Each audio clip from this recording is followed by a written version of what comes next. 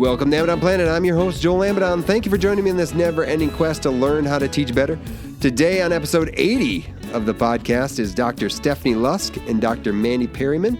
Both are professors in the Department of Leadership and Counselor Education at the University of Mississippi. And we are talking with Stephanie and Mandy today because they have started training folks in mental first aid. And you're like, what is mental first aid? Exactly. That's what we have them talking about. And hey, what does that have to do with teaching better? Exactly. That's what we're going to talk about. And so I'm not going to delay too much. Let's jump right into it. Here's my conversation with Dr. Stephanie Lusk and Dr. Mandy Perryman. Stephanie, Mandy, welcome to Amidon Planet. How are you? Oh, I'm pretty good. How are you guys this morning? Good. And Mandy, how are you doing? Doing great. Thanks. Glad to be here. Awesome. So, hey, this is exciting. This is a kind of a first to get the counselor education, get the duo coming into Amidon Planet. This is great. But just real quick, you both are associate professors in counselor education? No, I'm wrong. No, Dr. Les Smith is full professor. Full professor. Well, here. Cheers to that. Thank you very much. Thank you very much. Professor Lusk.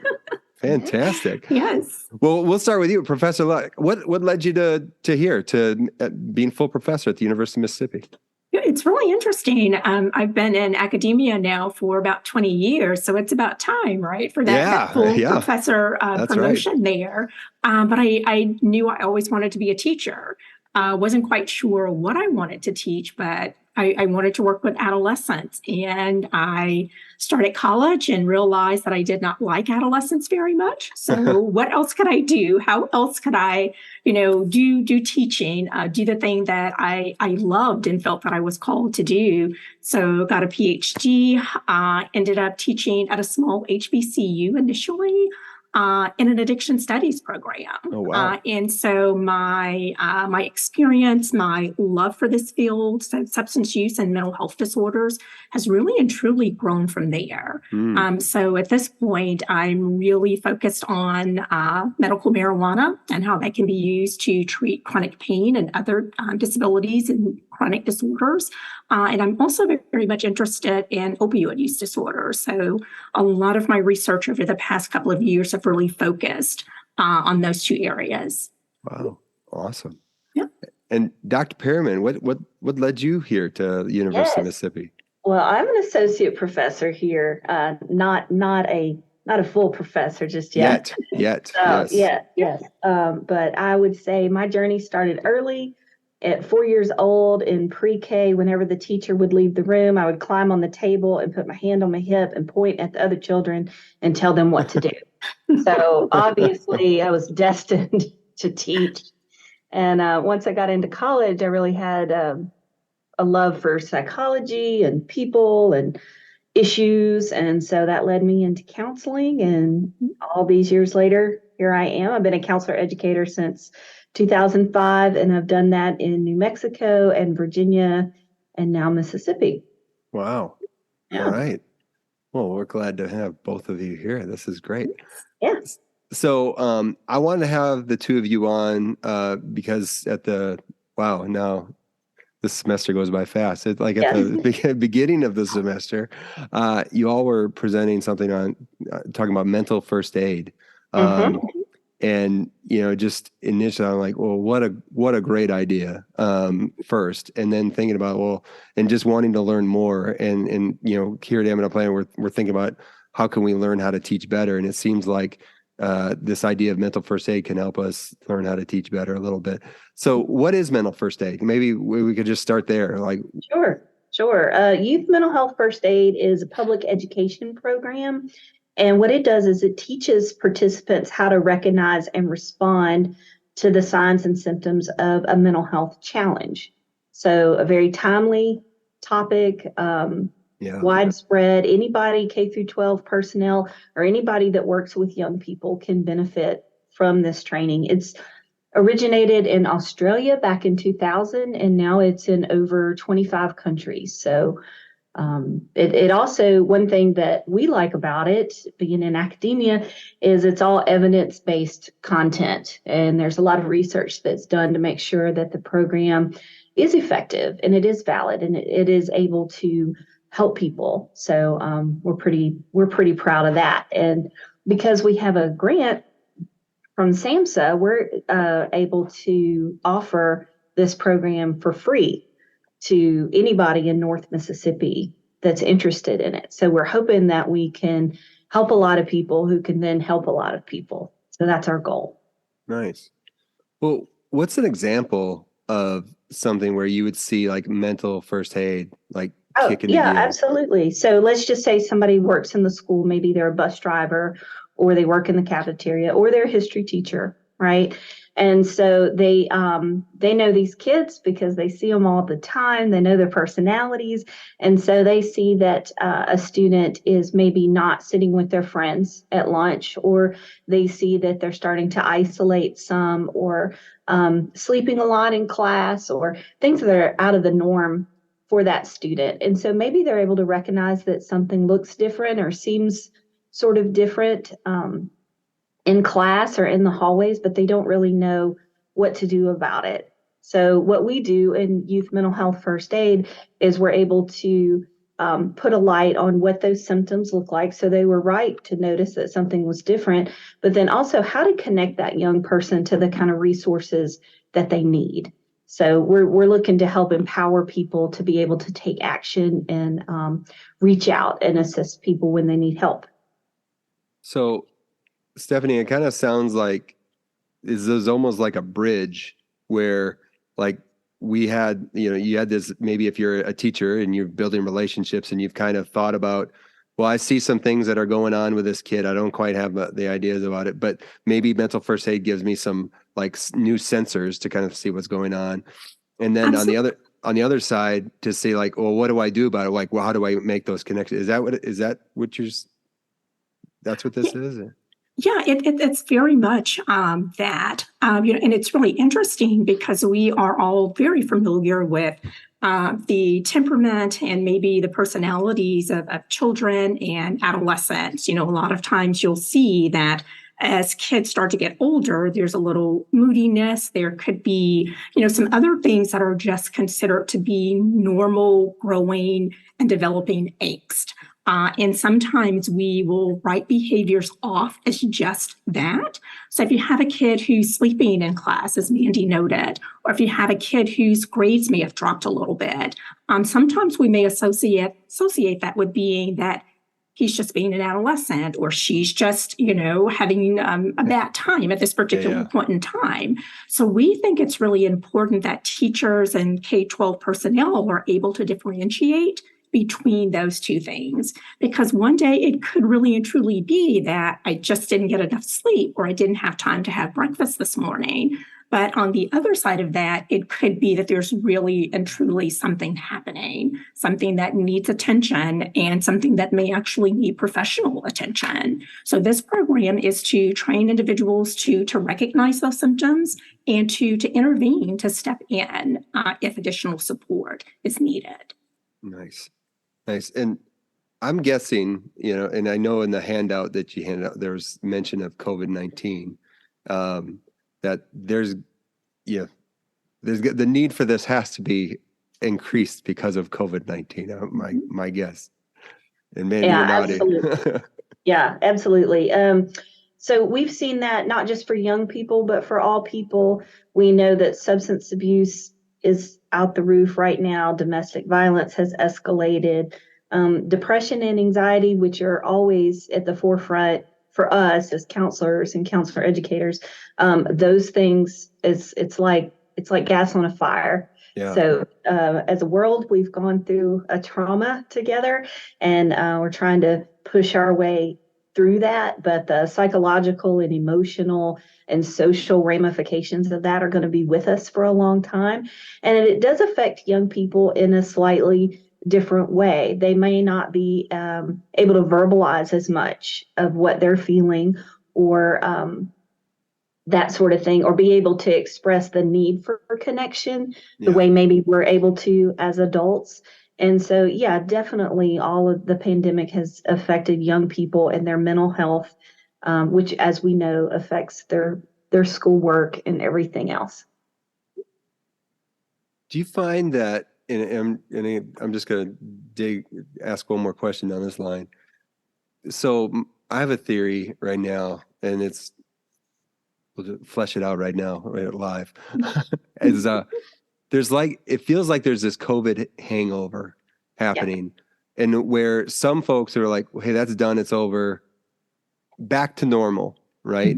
And versus like, and they're trying to get back to normal, but but it's almost like there's this hangover, like there's this sluggishness to, like there's like, even if it's like getting in, like going to your first big conference, like for those in academia like us, like for the first time, like all of a sudden it's like, ooh, this is different, right? It's not just back to normal, right? And there's all these sorts of things, even like giving kids who have been told for, years or so, like social distance, masks, washing hands, like all that stuff. And all of a sudden it's like, no, we're just going to stop that. I don't know. It seems like there's some like big swings that we're expecting kids to adjust like that, and probably not seeing that as much. And that there's got to be ramifications. There's got to be. Absolutely. So I think, like you said, for a lot of people, they're rebounding kind of quickly, right? They seem to be resilient. They're back on their feet. They're, okay, that's done. What's next? But that's a lot different than pretending nothing happened. And so in the world of mental health, we know we don't pretend that nothing happened. That's what comes around and gets you in the end. And so rather to be able to process these things out, to be able to talk about them, to talk to kids about the difference between then and now and how they're feeling. And the fears that they had a year ago, they didn't go anywhere, so still being able to address those things and all the loss that young people have experienced, people that they've lost, relationships that they've lost, some of the normalcy or their typical schedule. We know how important schedule is for kids. That has really been altered. And even that is really not back to normal, so to speak. We're still doing a lot of virtual stuff. We're still connecting in some different kinds of ways. And so it will be a while, I think, before as a community, we've sort of settled back into what does life look now? What's the new normal? That sort of thing. And so we have to remember that kids are looking to us to pull them through and into that, and not leave them behind, thinking that they're tiny adults and they're doing just fine. Yeah. And I'd like to just piggyback really quickly on that with a few things here. The first one really and truly is exposure. If we think about it, we have a group of kids, particularly earlier or younger kids who missed maybe kindergarten, first grade, some of second grade. Yeah. So their ability to, make those early connections with their teachers or to understand what school is like and how it operates on a schedule and a routine.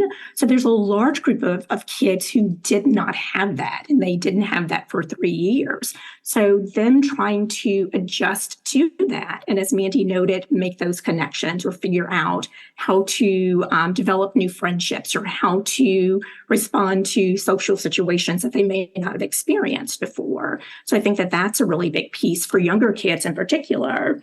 Another one is the fact of trauma. A lot of times we think that trauma is this huge, horrible thing that happened to an individual, but traumas can be really small too. So if you think about kids who may not have had breakfast, or they may not have had food, there's some food insecurity there. That's a small trauma.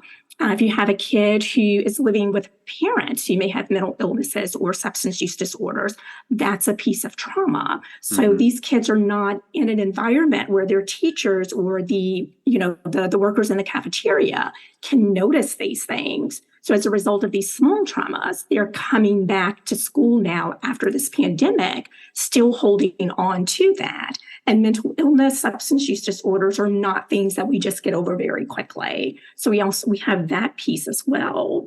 And I think, those things coupled with, as Mandy noted, the loss of friendships, the loss of family members, the loss of routine has had a major impact on kids in the K-12 system, and it's going to take some time to get over, or it's going to take some time to process and move through. Yeah, absolutely. So, I mean, we basically kind of like answer this question about like, why is mental first aid important for teachers to know? But I don't know, do you have any like, and you talked, Mandy, about the research backing behind this, but why is it? I'd still give it to you. Why is mental first aid important for teachers to know? Yeah, I think it's worth a little more attention on that. I think it's important for teachers to know because, again, we might know that something's different with a student, or we might notice that something is not the same in their pattern or their personality, but we may not know what to do about it. So this really is about empowering people to be able to say, there might be something going on here with this kid that might look like depression, or there might be something going on here. Maybe there is something going on at home. How do I open up a conversation and a dialogue with that student that's appropriate and that can be open-ended and non-judgmental, so that they can tell me what I need to know, so I can get them to the person that can best help them, which might be the counselor, but it also might be the school nurse, or it might be that trusted coach that they'll open up and talk to. And it's not always us. And so that would be something that teachers would need to know too, is not to get your feelings hurt if it's not you. So to be patient, because again, as adults, if I ask you a question, I expect you to tell me the answer. But as kids, they may not be ready for that. And so what the training does is it just looks at some of these more nuanced things. How do we open up that conversation? How do we get on their level, that sort of thing, to be able to get more information to make those connections.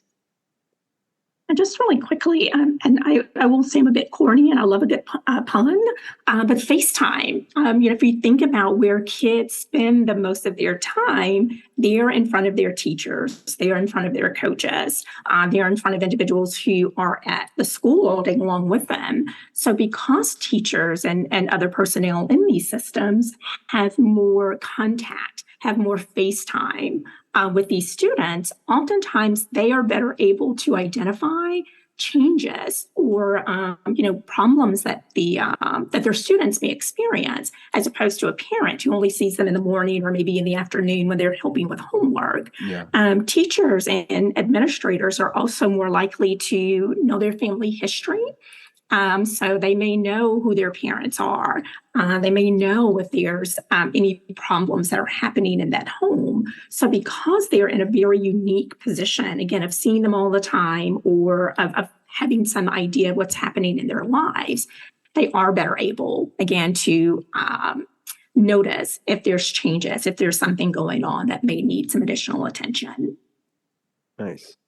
Yeah, I mean, the power of a teacher is, and like, again, those relationships that they're building up, and then they do notice those things, and the FaceTime. Yes. Yeah. FaceTime. So what do you say to someone who, I can see the importance of this, but they're just afraid, and they're afraid of, intervening. They're afraid of doing something wrong. Like, what would you say to that person?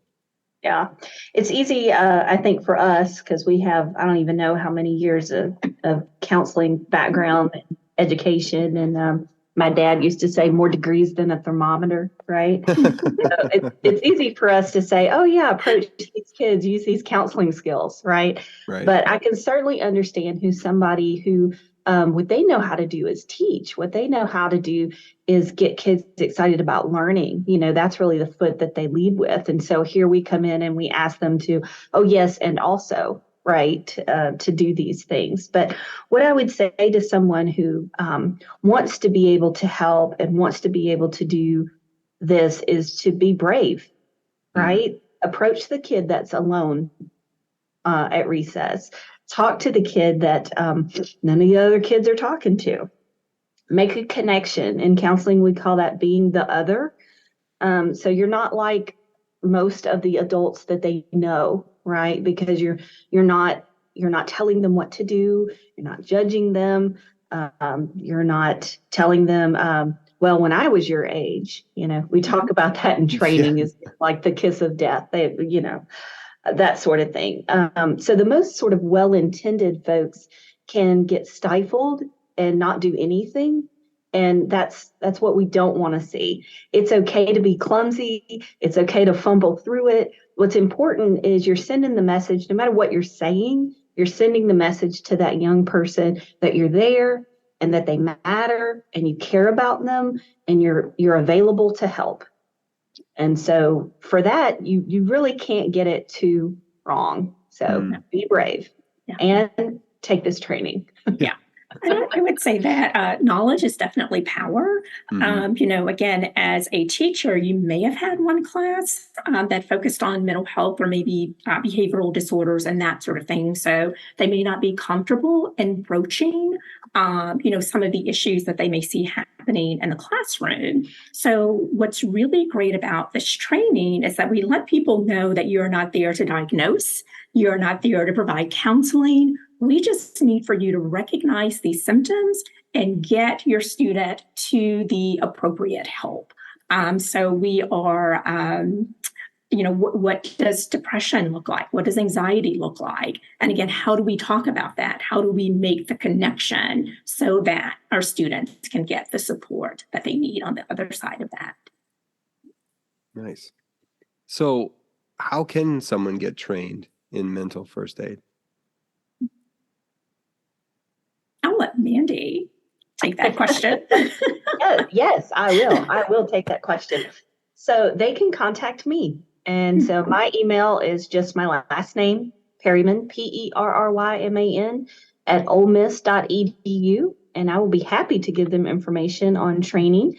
We typically go out to schools where they need us. And we've been to Senatobia, we've been to Holly Springs, really all the bright and vivid spots of North Mississippi, honestly. Tourist destinations, if you will.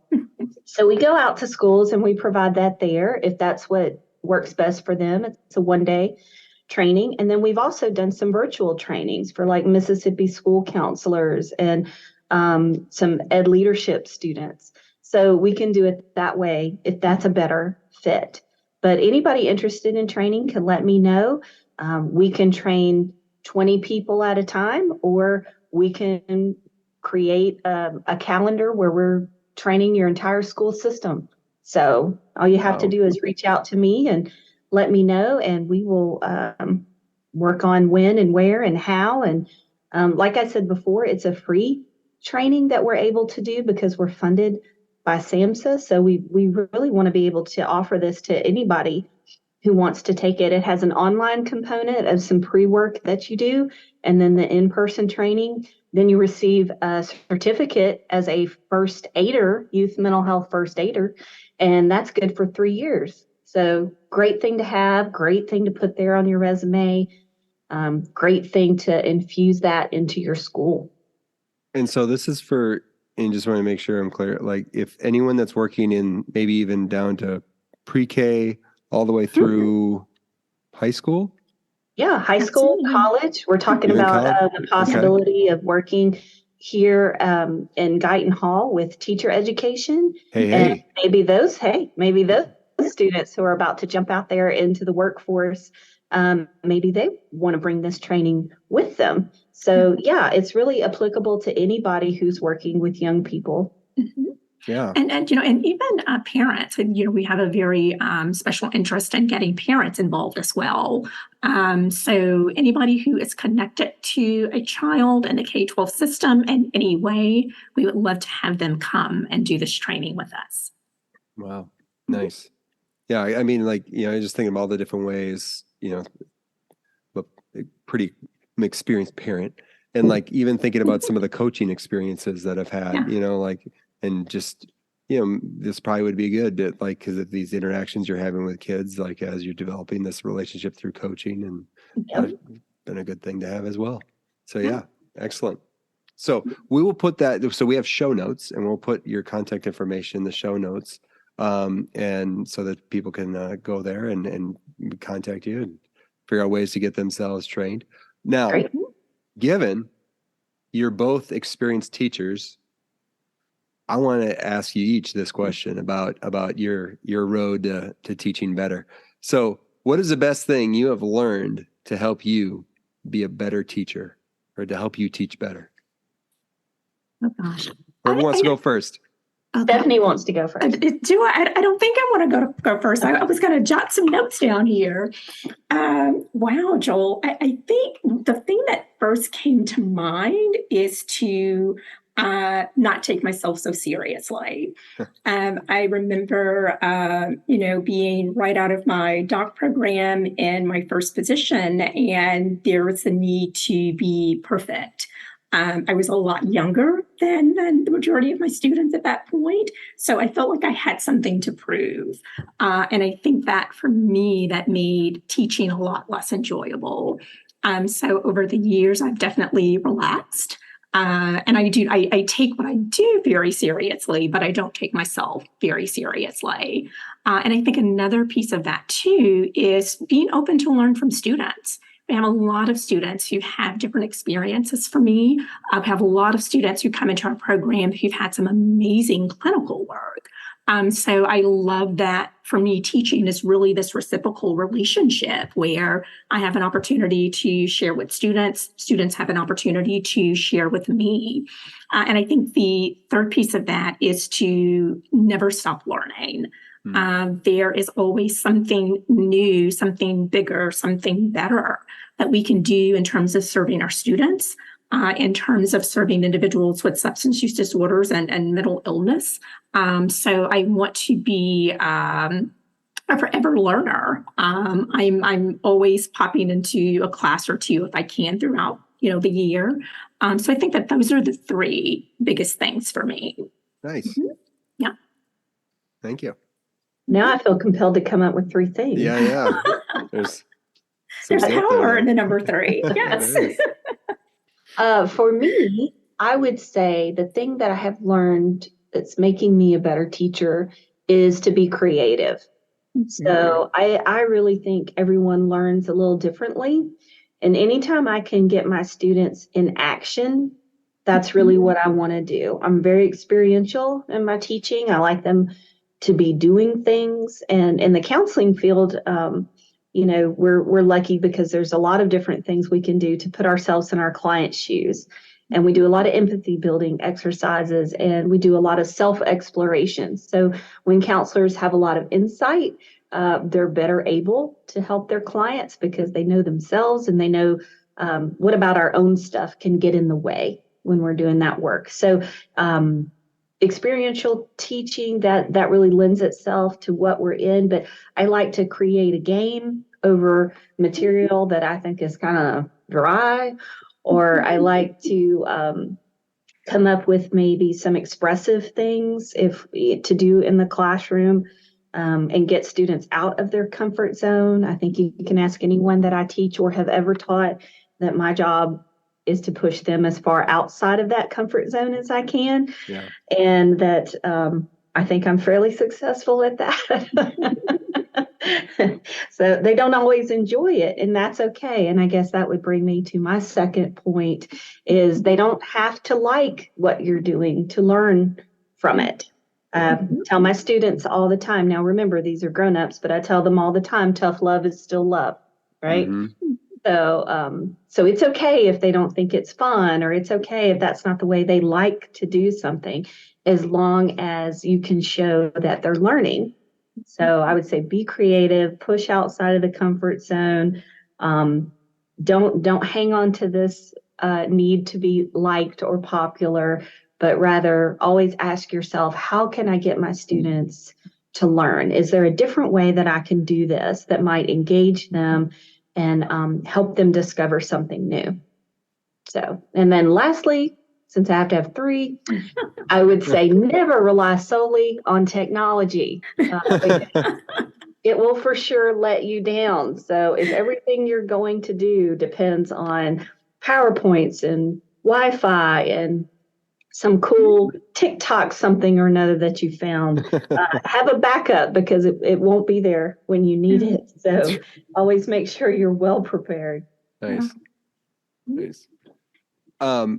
So we have the mental health first aid training. They can contact Mandy, and we'll put the email, the contact information in the show notes.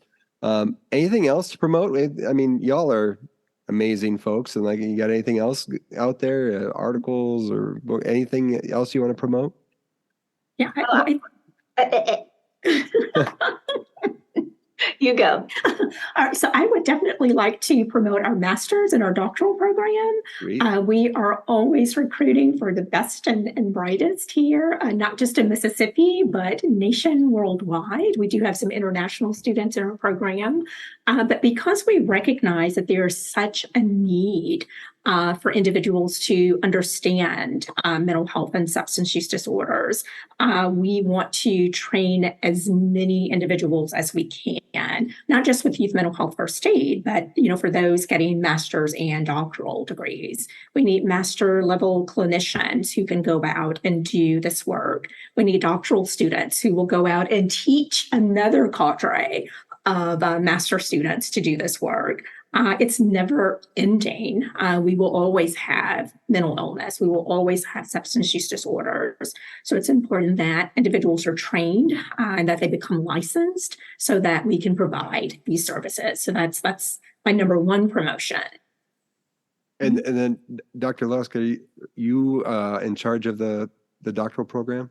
I am. I'm currently the coordinator of the doctoral program. So we would love for folks, even for folks who have been out practicing for a while, we would love to have you back. You guys actually make some of the very best students. And I learned so much from you all because of all of your practical experience. All right. So we'll put your contact information, but we can also link to the programs that you mentioned in there. Absolutely. Okay. Anything else to promote? Yeah, she totally took my line. I was going to say, for the master's program, if anybody, if this sparks your interest and this is a way that you're wanting to connect with people and you want more training in that, you see yourself as a counselor one day, a school counselor or a mental health counselor, we're going to have a virtual information session about our program on January 26th. Hey. So save the date, and you can email me for more information. I don't have a time on that yet, but I will. And then we talked to the Career Center here on campus earlier this morning, and we're going to have a counseling preview day here on campus February the 7th at 12:15. So if you're already on campus, you want to stop by and learn a little bit more about our program, that would be great. In February, there's always a free application weekend. Yes. So for any graduate program that you're applying to, you can get that fee waived for yourself. And then our deadline for the master's program is a March 1st deadline. So, and it's a hard one. So yes. Make sure if you're interested, you get all those materials into us. And as Joel said, we'll have all that linked to our website where you can get all the information that you need about the admission process. Excellent. Well, thank you so much for joining me on Amidon Planet. Thank you. Happy to be part of the planet. Absolutely. I love podcasts. I listen to them all the time, but this is the first time I've ever actually been an active part of a podcast. So it was really fun to be here today. Yes, now you've made two divas, so way to go, Joel. There you go. So there's no stopping us now. That's right. Yeah. There we go. Mental health first aid, which makes sense when you think about it. Is something where maybe it's one of those like skills that sometimes you attribute to teachers and they're like naturally gifted at it, like, they kind of notice something's wrong. But this gives the training, the expertise, the vocabulary possibly to make those connections to where I'm noticing something to now I can, recommend appropriate action. So I'm excited for them doing all that training around mental health first aid. It's something that, we need more of, more people aware of these issues and they're going out and doing it, which is great. Hey, now to the mailbag. And again, mailbag, you can send questions, comments, and suggestions to joel@amidonplanet.com. A question I got recently was, what professional organizations should I be a part of? I think here on the podcast, we've talked a lot about professional organizations. I'm a big supporter of it. We had John Staley a couple of years ago now talk about the power of professional organizations. He used to be the president of NCSM, the National Council of Supervisors of Mathematics, and also just is someone that leverages organizations to try to make movement on issues, right? And so I believe in the power of professional organizations. I believe, I'm a part of a few myself. And so thinking about like, what is your area? So for me, I love teaching teachers how to teach. And so that makes sense, and specifically in the area of mathematics. And so it makes sense for me to join an organization like the Association of Mathematics Teacher Educators, AMTE, of which I'm a part and I'm also a member of leadership in. One group that I've been a part of since I began teaching mathematics was the National Council of Teachers of Mathematics and their various affiliates. So when I was in Wisconsin, I was a part of the Wisconsin Math Council. And now that I'm in Mississippi, I'm part of the Mississippi Council of Teachers of Mathematics, or MCTM. And that's what's nice about these organizations is a lot of times there's national ones, and if they're large enough, there's national organizations and there's local affiliates. Some other organizations that I've been a part of is the American Educational Research Association, which is a huge, huge organization that has several different, divisions. It's got divisions are lettered, and I think they go, the one that I'm most part of is to K, so that tells you about how many divisions there are. But then it also has special interest groups in it as well, and I'm a part of the special interest group for research in math education. So when I look for in an organization is, one, do I feel like it's my people, right? Are those my people? The people that care about the things that I care about. And the one that I align with most, I guess, is AMTE, which wasn't what I initially started with. Like when I was at Wisconsin as a doctoral student, there was the PMENA, which is the Psychology of Mathematics Education in North America chapter. That was an organization that we were part of. AERA was an organization that a lot of people were part of, and NCTM. But more and more, it seems like AMTE became the place that I align with, because they care deeply about teaching. They want it to get better, so they look at research around it. And then also, too, they just want to look at what they can do to support it, to help it get better. I think you got to find your professional organizations. One, it's an outlet beyond your current context. So if it's your school, if it's your district, if it's your whatnot, to look to get better, right? Rather than looking just from within your organization, like within your school district, within your institution, how can you look beyond it? And if you're looking beyond it towards something that it kind of stands for what you care about, like AMTE or like NCTM or something like that, then that's helpful. That's helpful. And so finding that place, finding your people, and invest in it and become a part of it. And so don't just join it. So there is joining it and taking advantage of the resources. And even last week we talked about grants, or last podcast we talked about grants and things that you could take advantage of through like NCTM. And most organizations have some sort of funding stuff that's available. They'll have resources, they'll have whatever. They'll have things available, webinars, whatever, so you can get better at the thing that you care about. So there's a way to take. So then there's a way also to hopefully to interact, right? To interact within the organization in order to develop connections and relationships. That's another thing. That's another benefit to you as a person. But then also to engage and to invest in the organization. Like, what can you invest into the organization and help get something out of it? So, for example, I like thinking about, like at AMTE, they have a manuscript review group that meets during the conference. And I like thinking about that group as a place where, I'm usually reviewing the manuscripts. I'm not submitting a manuscript at this point in time in my career. And I know that over the time, I've gotten opportunities where people have looked at my work, told me what's good about it, told me how to improve it, and ended up being a better product. So I was invested in. Now it's my turn to now invest in others. And so the organization provides an opportunity for me to invest in others. And I like that as well. So when I'm thinking about organization, is it a place where I can gain some stuff for myself, invest in myself, in my development, in the thing I care about, to interact with others, create those connections, develop those relationships. And then 3 is an opportunity to invest in others, whether it be through stuff like a manuscript review group, or if it's mentoring, or if it's, even too, like we're making podcasts. The Teaching Math Teaching podcast is something that we're producing for the Association of Mathematics Teacher Educators organization in order to provide value to some of its members on, hey, here's what it means to be a teacher of math teachers, and providing access to people's expertise and experiences so that others can get better. Okay? So that's the mailbag. So again, if you have any, so thanks for sending that question. If you have any questions, comments, or suggestions, you can send them to joel@amazonplanet.com. Appreciate those that send those in. And then that's going to do it for this episode of the Amazon Planet podcast. Show notes can be found at amazonplanet.com/episode 80.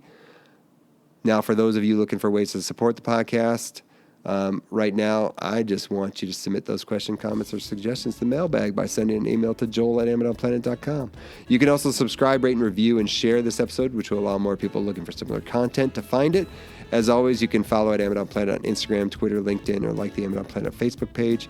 In addition, you can subscribe to the Amazon Planet download, which contains teaching resources and updates from Amazon Planet. That's find anywhere where you can join the email list button at Amazon Planet. Finally, check out the Amazon Planet store, Amazon Planet bookshop. Links in the footer at amazonplanet.com, where your purchases support the production costs of the podcast. Thank you for spending time at Amazon Planet. Thanks to Stephanie Lusk and Mandy Perryman for sharing their time and expertise. Thanks to Matt Mifflin for the music in this episode. And finally, thank you to all of you out there for learning to teach better and to be the good in the world by investing in the lives of others. This world is a better place because you have decided to use the gifts you've been given to serve others. Thank you for all that you do. Peace.